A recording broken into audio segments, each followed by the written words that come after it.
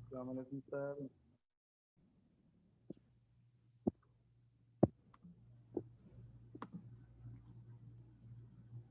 Doctor साहब मेरे ख्याल में स्टार्ट करना चाहिए। अस्सलाम वालेकुम। वालेकुम अस्सलाम। सब लोग मौजूद हैं? वालेकुम अस्सलाम। वालेकुम सलाम रहमतुल्लाहि व बरकातहू। सर क्या हाल है? ठीक है? अल्हम्दुलिल्लाह अल्हम्दुलिल्लाह। सब स्टूडेंट्स मौजूद हैं? सर अभी आ रहे हैं लेकिन स्टार्ट करना चाहिए अभी। चलें हम स्टार्ट करते हैं। 10 मिनट। अच्छा, पहले मुझे ये बता दीजिए, मुझे मौजू कुछ और दिया गया था और मुझे बाद में बताया गया कि कुछ और भी पढ़ाना है, तो मुझे आप बता दें क्या क्या करना है आज, ताकि मैं उस हिसाब से आज जरा लेक्चर करूं। सर हम इंटरव्यू निगारी के लिए थोड़े से उसूल बयान करते हैं, किसके लिए? किस तरह इंटरव्यू कंडक्ट करते हैं इंटरव्यू। इंटरव्यू के लिए, और उसके बाद फिर क्वेश्चनियर किस तरह बनाया जाता है। ठीक है। और वो जो पहले आपने मुझे दिया था काम, वो करना है या नहीं करना? आखिर में था लिटरेचर रिव्यू का पोर्शन किस तरह लिखा जाता है। बस मैं वही पूछ रहा था, वो भी करना है या नहीं? ठीक है, हाँ सर। तो हम शुरू करते हैं।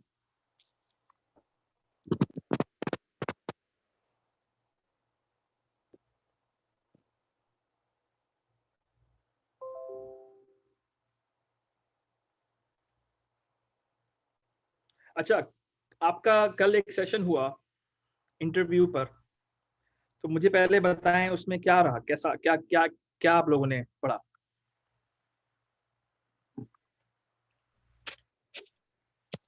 सर हमने वहाँ बुनियादी तौर पे हमने जो चीज़ पढ़ी क्वांटिटेटिव रिसर्च किस तरह की जाती है, और उसके बाद हमने जो वहाँ पढ़ा कि क्वेश्चन किस तरह बनाए जाते हैं, और ये दो चीज़ें हमने किस क्वेश्चन की टाइप ऑफ क्वेश्चन कौन सी हैं, ये दो चीज़ें हमने पढ़ी थी वहाँ। अच्छा, तो इंटरव्यू और उसका क्या हुआ, क्वेश्चनियर से क्या हुआ, क्या पढ़ा उसमें? कुछ अभी हमने बनाना था कि वहाँ इंटरनेट का कोई इशू हो गया। अच्छा ठीक है, चलें शुरू करते हैं हम। बिस्मिल्लाहिर्रहमानिर्रहीम। रिसर्च बहुत इकसाम की होती है, ये समझना बहुत ज़रूरी है।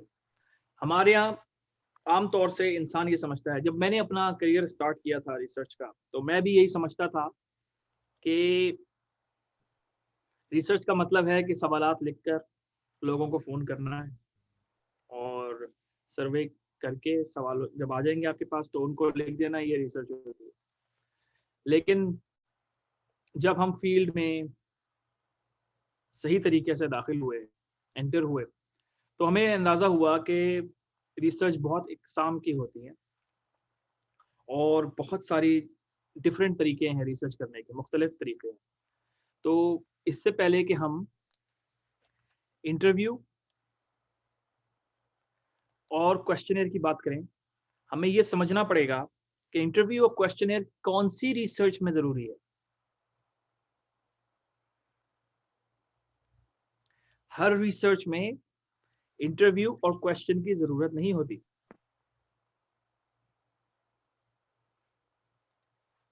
तो हम बात करेंगे उसकी।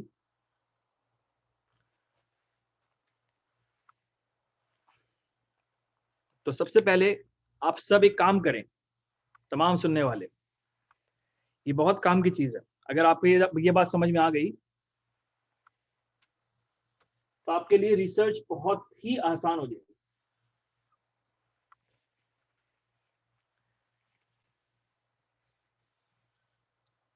सुहेब,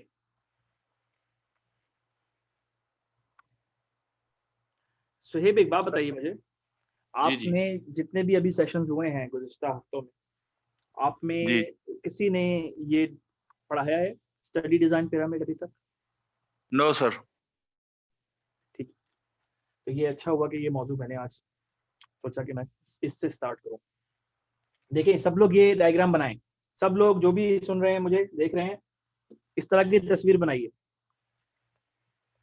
इसे कहते हैं स्टडी डिजाइन पिरामिड। पिरामिड जैसे वो मिस्र के पिरामिड होते हैं, उसी तरह का एक पिरामिड है। तो अगर आपको ये पिरामिड समझ में आ गया, यकीन कीजिए आपको पूरी रिसर्च की दुनिया समझ में आ जाएगी। सारी रिसर्च की फील्ड इस ट्रायंगल में या इस पिरामिड में समा जाती है। आपके लिए दुनिया की कोई रिसर्च की किताब आज के बाद मुश्किल नहीं होगी। कोई किताब ऐसी नहीं होगी जो आपको समझ ना आए, कोई बात ऐसी नहीं होगी जो आपको ना समझ आए। तो आज हम बात करते हैं इसकी। देखिए, ये पिरामिड एक्सपर्ट्स ने बनाया और उन्होंने इसके बनाने का इनका मकसद क्या था। उन्होंने ये बताया कि हम इस पे स्टडीज के नाम लिखेंगे, जो स्टडीज ऊपर होंगी वो स्ट्रॉन्गेस्ट एविडेंस होगा, यानी वो बेस्ट रिसर्च होगी, और जो स्टडी नीचे होगी वो वीकेस्ट एविडेंस होगा, कमजोर एविडेंस है।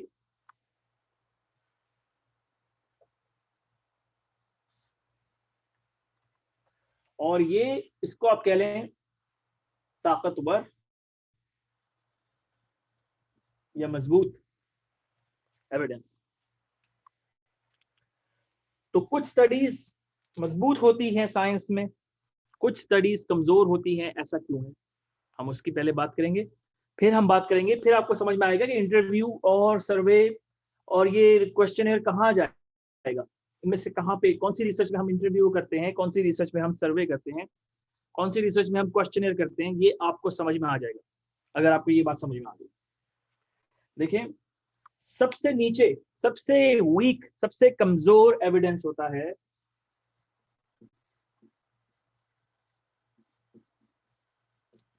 In vitro test tube research. In vitro test tube research,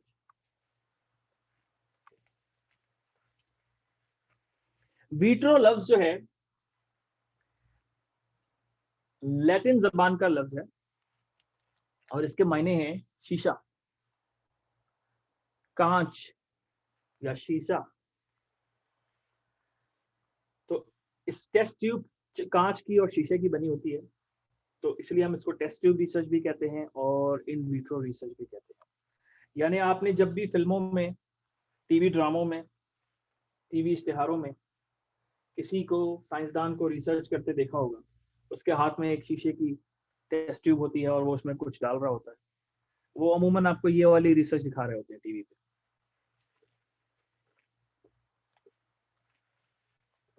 इस रिसर्च का ज्यादातर ताल्लुक हेल्थ केयर से, डॉक्टरों की फील्ड में है, साइकोलॉजी की फील्ड में है, फार्माकोलॉजी, फार्मेसी, इन फील्ड्स में है इसका जिक्र। लेकिन आपकी फील्ड से इसका ताल्लुक नहीं है बराह रास्त, आपको ये नहीं करना पड़ेगा, लेकिन आपको सिर्फ जानना चाहिए कि ये भी एक तरह की रिसर्च होती है।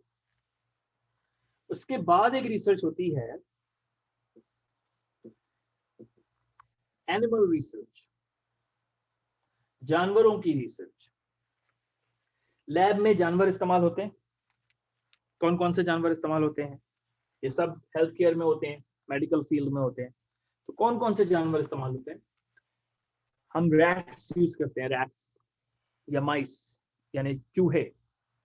हम बंदर भी इस्तेमाल करते हैं, मंकीज। हम रैबिट भी इस्तेमाल करते हैं, खरगोश। हम गिनी पिग भी इस्तेमाल करते हैं। गिनी पिग का कोई उर्दू में नाम है नहीं, गिनी पिग ही कहते हैं उसको मेरे ख्याल में। और हम क्या इस्तेमाल करते हैं? बहुत से जानवर इस्तेमाल होते हैं रिसर्च में दुनिया भर में, और दवाओं के खास करके सांस का एक्सपेरिमेंट, नई दवा जब आती है तो वो जानवरों पर एक्सपेरिमेंट की जाती है। और बिल्ली बहुत कम इस्तेमाल होती है, लेकिन बिल्ली पे भी रिसर्च है। फ्रॉग पे रिसर्च है, लेकिन वो पढ़ाने के लिए करते हैं, लेकिन एक्सपेरिमेंट के लिए अमूमन फ्रॉग्स भी कम यूज होते हैं जितना गिनी पिग और खरगोश और चूहे इस्तेमाल होते हैं। तो ये है एनिमल रिसर्च। उसके बाद आता है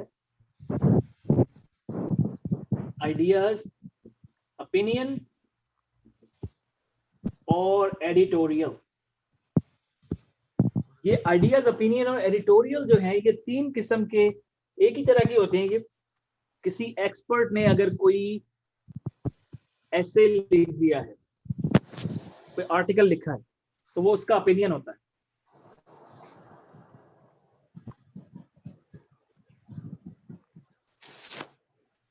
जैसे आपकी फील्ड में अगर किसी अखबार में कोई आर्टिकल छप जाता है, इसी तरह जर्नल में भी छपता है, ओपिनियन आर्टिकल होता है या आइडिया होता है किसी आलिम दीन का, कि उसकी राय, उनकी राय, फला आलिम दीन की राय, तो वो ओपिनियन आर्टिकल होता है। जर्नल में एडिटोरियल भी कहते हैं उसको, अगर वो एडिटर ने लिखा है। अगर वो जर्नल के या मैगजीन के एडिटर हैं तो वो एडिटोरियल भी कहलाता है। वो इनकी सिर्फ राय होती है। इसके बाद आता है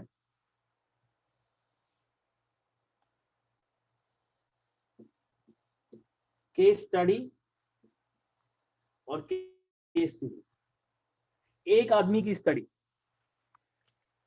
किसी एक आदमी को पढ़ना।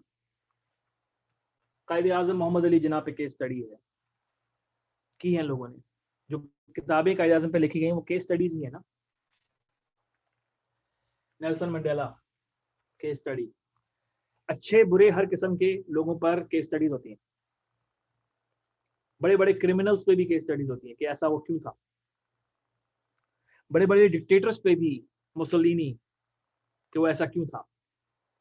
हिटलर, वो ऐसा क्यों था, उन पे केस स्टडीज होती है। इसी तरह आप अपने इस्लामिक स्टडीज में केस स्टडी किस पे कर सकते हैं? बड़ी शख्सियात जो नेगेटिव हैं, जैसे फिरौन पे कर सकते हैं। फिरौन पे रिसर्च कर सकते हैं आप, उस पर केस स्टडी कर सकते हैं कि वो ऐसा क्यों था, किस जमाने में था, क्या करता था, कैसा था, क्यों था ऐसा। और आप नमरूद पे कर सकते हैं, आप कर सकते हैं अबू जहल पे कर सकते हैं, आप कर सकते हैं अबू लहब पे कर सकते हैं। इन शख्सियात पे, नेगेटिव शख्सियात पे आप केस स्टडी लिख सकते हैं। और अच्छी शख्सियात की तो फिर हमारे पास तादाद बहुत ज़्यादा है अल्हम्दुलिल्लाह। तो आप अच्छी शख्सियात में तमाम लोगों पर रिसर्च कर सकते हैं, चाहे वो कोई वली अल्लाह हो, चाहे वो कोई बड़े आलिम दीन हो, चाहे वो कोई सहाबी रसूल हो, या कोई अहले बैत में से हो, या आप कोई अम्बिया कराम में से हो, तो आप केस स्टडी कर सकते हैं उन पे। तो वो भी रिसर्च होती है। इसको भी रिसर्च का तस्वुर करते हैं, इसको भी रिसर्च तस्वुर करते हैं, इसको भी रिसर्च तस्वुर करते हैं। ये सब रिसर्च है, लेकिन कुछ कमजोर हैं और कुछ मजबूत हैं। अब इसके बाद आती है ऑब्जर्वेशनल स्टडीज। ऑब्जर्वेशनल स्टडीज जो हैं, तीन इकसाम की होती है। क्रॉस सेक्शनल स्टडी,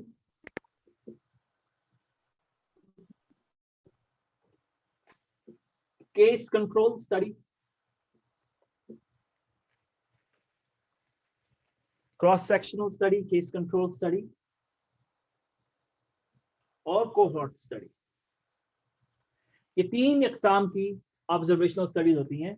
इनको तीनों को हम ऑब्जर्वेशनल कहते हैं, जबकि तीनों अलग अलग हैं, लेकिन इन तीनों का एक कंबाइन यानी एक नाम है ऑब्जर्वेशनल। उसके बाद आते हैं क्लिनिकल ट्रायल्स। जाहिर सी बात है, नाम से ही पता लग रहा है आपको कि ये डॉक्टरों के लिए है, मेडिसिन के लिए है। लेकिन क्लिनिकल ट्रायल्स एक्चुअली, दरअसल दर हकीकत, उनको इंटरवेंशनल स्टडी भी कहते हैं। इंटरवेंशनल, और इनका एक और नाम है जो साइंस की दुनिया में सबसे मशहूर लफ्ज है। साइंस की दुनिया में सबसे मशहूर लफ्ज, हर आदमी वाकिफ है उससे, एक्सपेरिमेंट। आपने सुना होगा ना, मैं एक्सपेरिमेंट कर रहा हूँ, वो एक्सपेरिमेंट कर रहा है, वो एक्सपेरिमेंट करता है, उसने एक्सपेरिमेंट किया। एक्सपेरिमेंट, इंटरवेंशनल स्टडी और क्लिनिकल ट्रायल एक ही चीज के तीन नाम है। और उसके बाद आता है सबसे ऊपर रिव्यू आर्टिकल्स। कौन से? सिस्टमैटिक रिव्यूज और मेटा एनालिसिस। अब ये है सारी रिसर्च की दुनिया, इसके अलावा कोई और स्टडी है नहीं। अगर आपको ये समझ में आ गई तो समझ लें आपको रिसर्च समझ में आ गई। क्रॉस सेक्शनल के साथ एक और चीज होती है उसी तरह की, उसको भी ऐड कर देते हैं, लॉन्जिट्यूडनल स्टडी। एक और तरह का रिव्यू होता है ट्रेडिशनल रिव्यू, उसके ऊपर अभी तक इख्तलाफ है कि उसको यहाँ रखा जाए या उसको यहाँ रखा जाए, वो भी बात करूंगा मैं क्यों। और एक और रिव्यू होता है स्कोपिंग रिव्यू। मुख्तलिफ, जिस तरह ज़माना बदलता जा रहा है नए नए रिव्यू आते जा रहे हैं, लेकिन फिर भी सिस्टमैटिक रिव्यू और मेटा एनालिसिस हमेशा टॉप पर होते हैं। तो अब हम उन स्टडीज को यहाँ से मिटा देते हैं जिनका आपकी फील्ड से ताल्लुक नहीं है।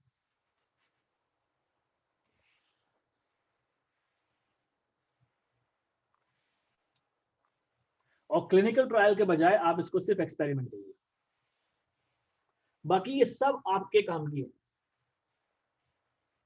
और आपको अपनी करियर में ये सारी स्टडीज देखनी पड़ेगी। कौन कौन सी? 1 2 3 4 5 6 7 एक्सपेरिमेंट लिख लें यहाँ पर। 1 2 3 4 5 6 7 7 जो है वो सबसे ज्यादा ताकतवर है, सबसे मजबूत है। सबसे कमजोर किसी का ओपिनियन आर्टिकल, कोई अपनी राय देता है। क्यों कहते हैं कि ये तो इनकी राय है, हम इनकी राय का एहतराम करते हैं, लेकिन हम इनकी राय को उसूल नहीं बनाते किसी की राय को। क्यों कहते हैं ये? इसीलिए कहते हैं कि ये सबसे छोटा एविडेंस होता है, इसमें गलती की गुंजाइश होती है। ये किसी की अपनी राय है तो उसमें गलती हो सकती है। क्या रिपीट करूं? किसी ने पूछा है कि मैं रिपीट करूं कुछ।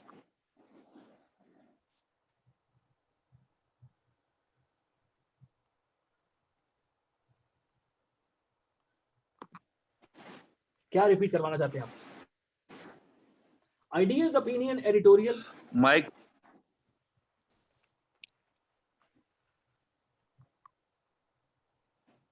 क्या आवाज नहीं आई?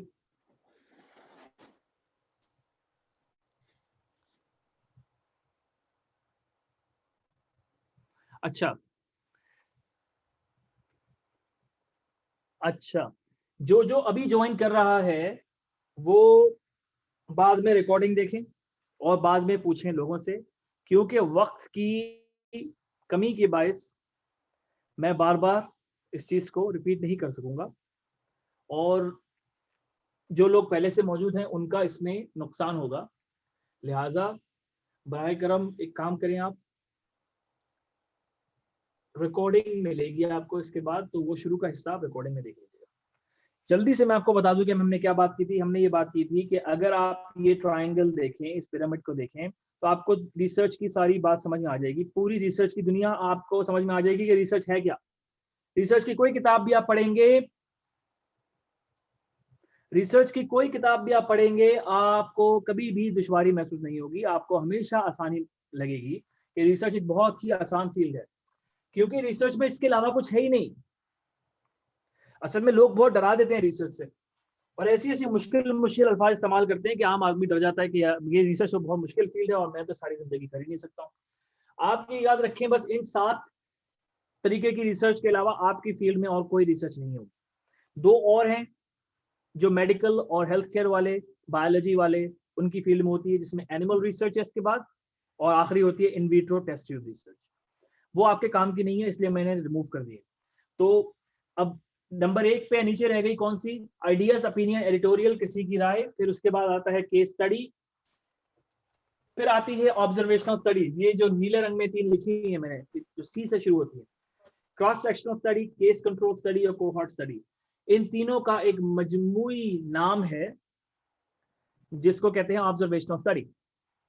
अब ऑब्जर्वेशनल स्टडी के बाद आता है एक्सपेरिमेंट। एक्सपेरिमेंट के मजीद नाम होते हैं कुछ, जैसे इंटरवेंशनल स्टडी, और मेडिकल वाले इसको क्या कहते हैं? Clinical trial. और सबसे ऊपर 7वें नंबर पे क्या होता है? सिस्टमैटिक रिव्यू और मेटा एनालिसिस।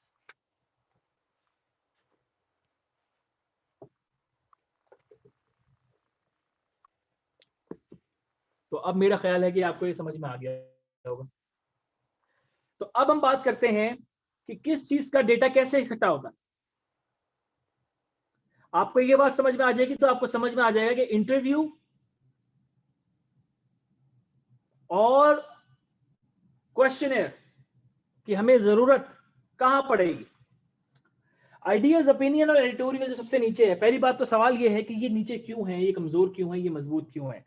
दो वजूहात होती हैं, दो वजूहात होती हैं। इसमें बायस का इम्कान है क्योंकि किसी की जहन की सोच है, एडिटोरियल, आइडिया, ओपिनियन, आर्टिकल, तो उसमें गलती की गुंजाइश होती है।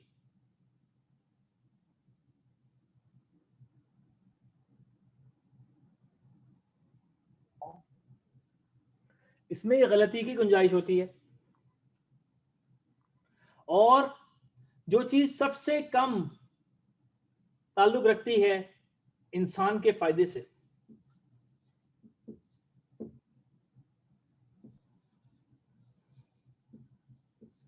उसको हम नीचे रखते हैं, और जो सबसे ज्यादा फायदे की होती है उसको हम ऊपर रखते हैं। इसमें गलती का इम्कान भी ज्यादा होता है नीचे वाले में। ऊपर वाले में गलती का इम्कान, बायस का इम्कान कम होता है। बायस का इम्कान क्यों कम होता है वो भी हम बात करेंगे। लेकिन अभी आपको ये कॉन्सेप्ट समझ में आ जाना चाहिए कि नीचे जो स्टडीज हैं वो कमजोर हैं क्योंकि उनमें बायस का इम्कान है, क्योंकि वो किसी की राय है। ये ओपिनियन आर्टिकल, केस स्टडी में बायस का इम्कान क्यों है? आप एक शख्स को पढ़कर सबके बारे में राय कायम नहीं कर सकते। फॉर एग्जाम्पल, मिसाल के तौर पे आप फिरौन के ऊपर अगर स्टडी करते हैं, आप देखते हैं कि फिरौन ने खुदाई का दावा किया, तो आप हर बुरे आदमी के बारे में ये तसव्वुर नहीं कायम कर सकते हैं कि वो खुदाई का दावेदार है। तो आप ये नहीं कह सकते केस स्टडी की वजह से कि क्योंकि बुरा आदमी फिरौन खुदाई का दावेदार था इसलिए हर बुरा आदमी खुदाई का दावेदार होता है। इस वजह से ये कमजोर एविडेंस होता है। आपने भी अपनी जिंदगी में बुरे लोग देखे होंगे, क्या वो खुदाई के दावेदार है? नहीं। तो इससे ये पता लगता है कि केस स्टडी की कमजोरी कि आप एक आदमी को स्टडी कर लेते हैं लेकिन वो उसकी जो फाइंडिंग्स हैं वो बाकी अवाम पर, बाकी पॉपुलेशन पर सेट नहीं हो सकती।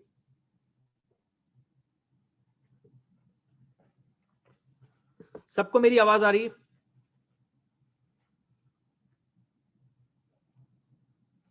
अभी किसी ने लिखा है कि मेरी आवाज सही नहीं आ रही है। अच्छा, अगर आपको मेरी आवाज नहीं आ रही है तो गालिबन आपके इंटरनेट में मसला है।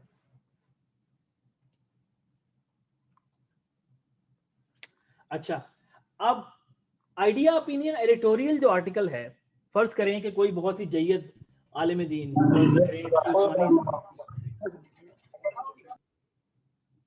क्या फरमाया आपने? बहरहाल अब हम आगे चलते हैं। फर्ज करें कोई बहुत ही जय्यद आलिम दीन है, फर्ज करें तकी उस्मानी साहब है, या एक काम करते हैं, हम एक ऐसी शख्सियत का नाम लेते हैं जिन पे कोई वो नहीं करेगा इख्तिलाफ। इमाम काबा की बात कर लेते हैं, ठीक है। इमाम काबा एक आर्टिकल लिखते हैं, इमाम काबा एक आर्टिकल लिखते हैं, तो वो उनकी राय है, उसमें गलती का इम्कान है क्योंकि वो इंसान है, इसलिए वो कमजोर तरीन आर्टिकल है। लेकिन अब एक सवाल है, इन्होंने डेटा कैसे कलेक्ट किया? इसका डेटा कैसे कलेक्ट करेंगे अगर उन्होंने आर्टिकल लिखा?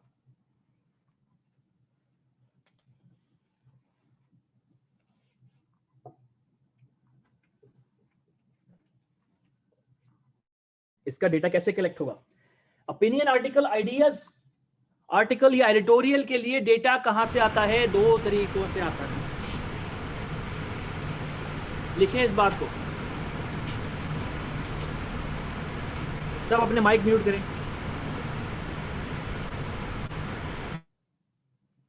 शुक्रिया। ओपिनियन आर्टिकल्स, आइडिया आर्टिकल और एडिटोरियल आर्टिकल का डेटा दो तरीके से इकट्ठा किया जा सकता है और दोनों की जरूरत होती है। अगर ऐसी शख्सियत कोई आर्टिकल लिखती है तो कुछ मालूमात वो अपने तजुर्बे की बुनियाद पर, अपने इल्म की बुनियाद पर, जो उनके जहन में है वो उसको लिखेंगे। लेकिन वो कुछ दूसरे लोगों के आर्टिकल्स, दूसरे लोगों के मज़ामीन देखकर, वो दूसरे लोगों के आर्टिकल्स, दूसरे लोगों के मज़ामीन देखकर उसमें से भी कुछ मालूमात अपने मजमून में लिखते हैं। तो आइडियाज, ओपिनियन और एडिटोरियल में डेटा 3 जगहों से आता है। ये लिखना बड़ा जरूरी है, इसको लिखिए अपने पास। आइडियाज, ओपिनियन, एडिटोरियल में डेटा 3 जगहों से आता है। इंसान के जहन से, उसका तजुर्बा, उसकी सोच और उसके इल्म से जो उसने पहले मालूमात हासिल की हुई है। और तीसरी जगह जहां से डेटा आता है, गुज़िश्ता लोगों के लिखे हुए मज़ामीन। उन तीनों चीजों को मिला के एक ऐसे लिखा जाता है, एक मजमून लिखा जाता है, जिसे कहते हैं आइडिया, ओपिनियन, एडिटोरियल। तो यहां से डेटा आता है। अब केस स्टडी में डेटा कहां से आता है? केस स्टडी एक बहुत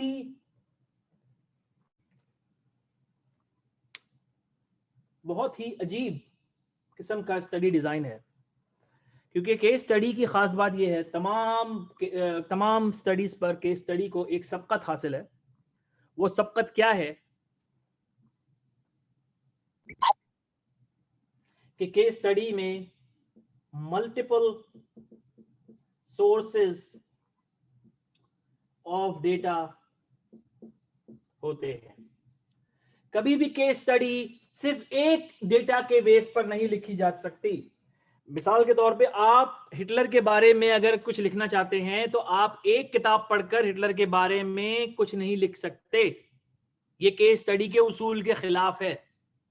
वो एक मजमून माना जाएगा, लेकिन इसको हम केस स्टडी नहीं कहेंगे। केस स्टडी की शर्त यह है कि आपने मैक्सिमम अपनी तरफ से कोशिश की हो, आपने हर तरीके से डेटा कलेक्ट करने की कोशिश की हो, हर तरीके से आपने अपना डेटा जमा किया हो। कौन कौन से तरीके हो सकते हैं? अखबार, इंटरनेट, मज़ामीन, हिटलर के ऊपर किताबें, हिटलर के ऊपर जिसने भी कुछ लिखा है वहां से इंफॉर्मेशन ली आपने वीडियोस देखी, डॉक्यूमेंट्रीज देखी, और आपने उन लोगों का इंटरव्यू किया जिन्होंने हिटलर के साथ टाइम गुजारा था या जिनकी जिंदगी में हिटलर भी जिंदा था। और क्या करेंगे आप? क्या आप क्वेश्चनेयर भी कर सकते हैं? बिल्कुल क्वेश्चनेयर भी कर सकते हैं। तो आ गया आपका पहला केस स्टडी, आपका पहला डिजाइन, पहला स्टडी डिजाइन जिसमें इंटरव्यू और क्वेश्चनेयर दोनों की जरूरत पड़ सकती है। क्वेश्चनेयर इतना मुफीद नहीं है इसमें जितना इंटरव्यू मुफीद है। अगर कोई इंसान बराह रास्त हिटलर से मुलाकात कर चुका है तो उसका इंटरव्यू बहुत ही मायने खेज होगा, उसका इंटरव्यू बहुत ज्यादा मालूमात फराहम करेगा।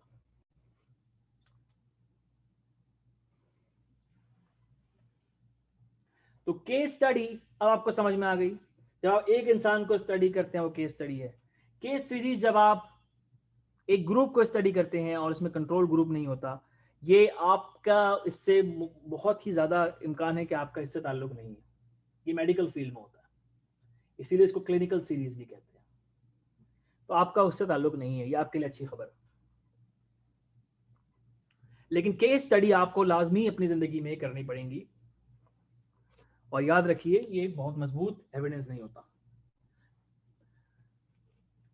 बावजूद इसके कि आपने इसमें डेटा बहुत ज़्यादा सोर्सेस से इकट्ठा किया था, लेकिन वो फिर भी मजबूत एविडेंस नहीं होता।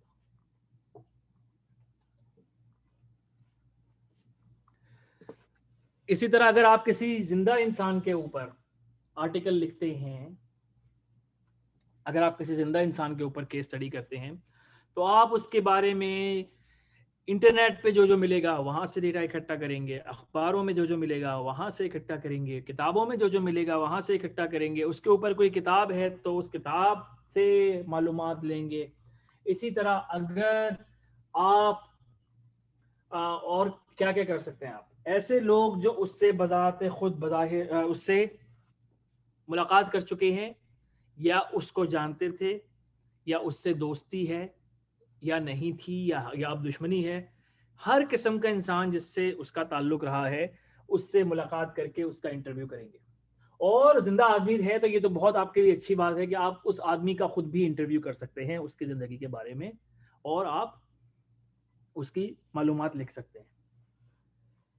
लेकिन याद रखिए, केस स्टडी जब आप करेंगे ना, तो एक रिसर्च का सवाल ज़रूर रखें कि हम ये स्टडी कर रहे हैं।